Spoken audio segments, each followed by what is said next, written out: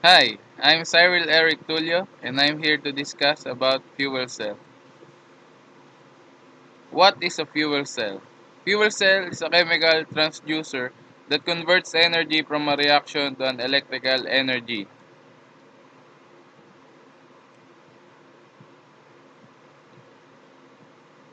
Here are the types of fuel cell. Polymer electrolyte membrane or PEM fuel cell, direct methanol fuel cell, alkaline fuel cell, phosphoric acid fuel cell, molten carbonate fuel cell, solid oxide fuel cell, and reversible fuel cell. I will focus on polymer electrolyte membrane or PEM fuel cell. So what is a polymer electrolyte membrane fuel cell? It is also called proton exchange membrane fuel cell. It delivers high power density and offers the advantages of low weight and volume compared with other fuel cells.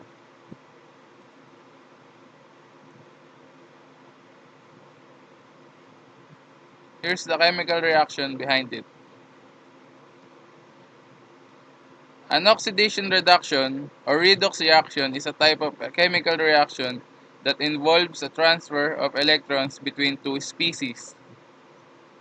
Here, we use hydrogen atom and oxygen atom from air to form a chemical reaction that forms a product of electricity, water, and heat.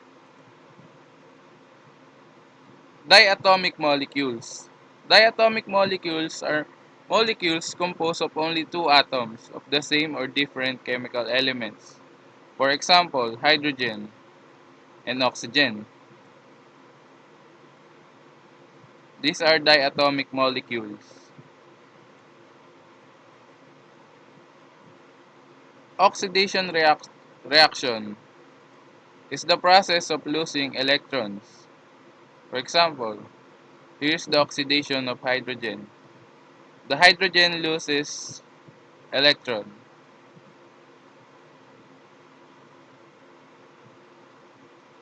Reduction reaction or redox reaction is the process of gaining electrons. Here is the example of an oxygen reduction.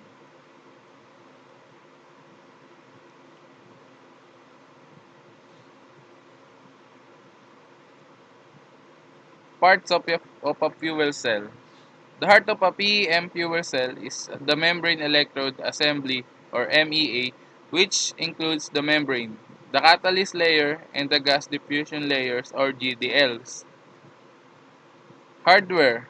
Components used to incorporate an MEA into a fuel cell include gaskets and bipolar plates.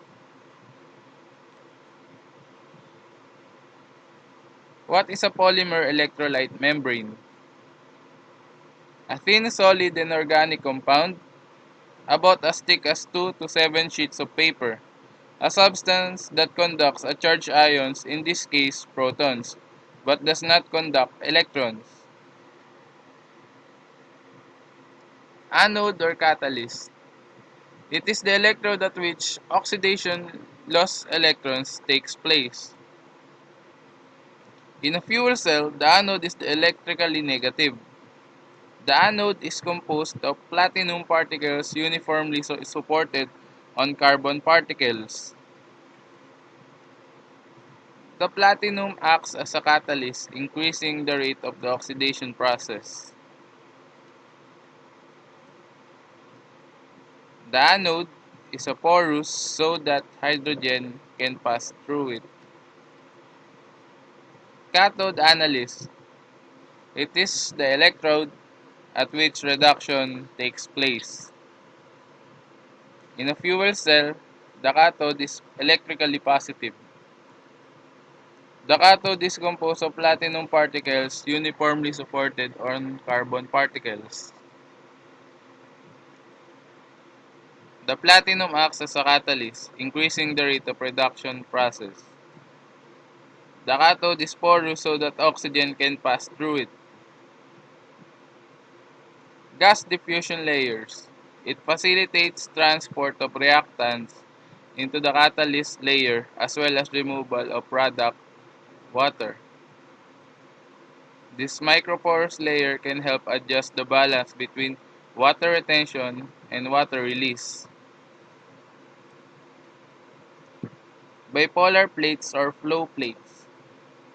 They channel hydrogen and oxygen to the electrodes. They channel water and heat away from the fuel cell. They conduct electrons from the anode to the electrical circuit and from the circuit back to the cathode. Gaskets. Material that is added around the edges of the MEA to make a gas-tight seal. These gaskets are usually made of rubbery polymer.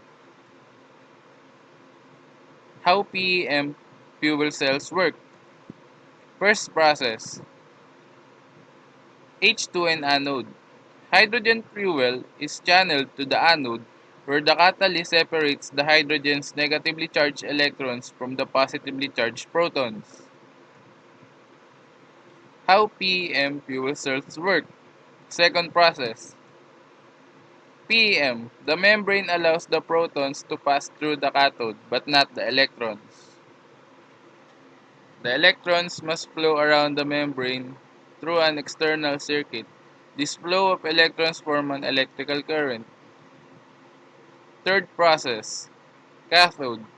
At the cathode, electrons and positively charged hydrogen ions combine with oxygen to form water and heat.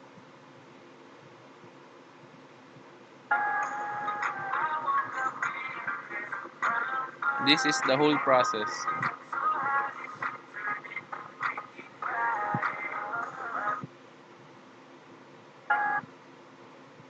Fuel cell stack.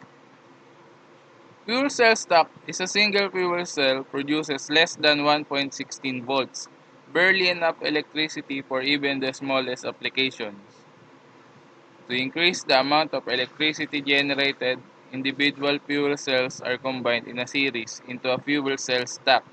A typical fuel cell stack may consist of hundreds of fuel cells. And